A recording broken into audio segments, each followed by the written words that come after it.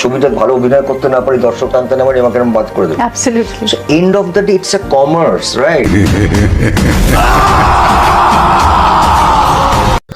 এবার কলকাতার শাকিব খানের সুলতান সিনেমা দেখে এই সিনেমাকে প্রশংসায় জোয়ারে ভাসালেন জনপ্রিয় অভিনেতা প্রসেনজিৎ।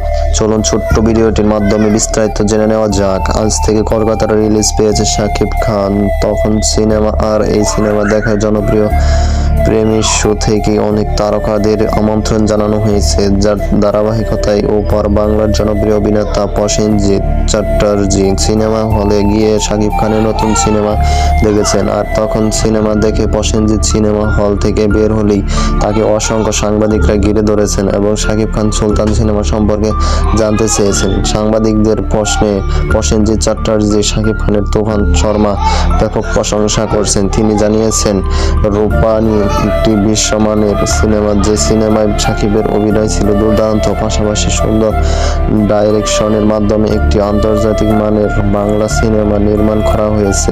এর পাশাপাশি প্রসেনজিৎ চ্যাটার্জি আরো বলেন, যদি কেউ তোমার সিনেমা ভালো দেখে আমাদের আগের সে বাংলা সিনেমা দেখবে। আমার যে সিনেমা করছি তখন সিনেমা দেখার পর সকল সিনেমা দেখে দর্শকরা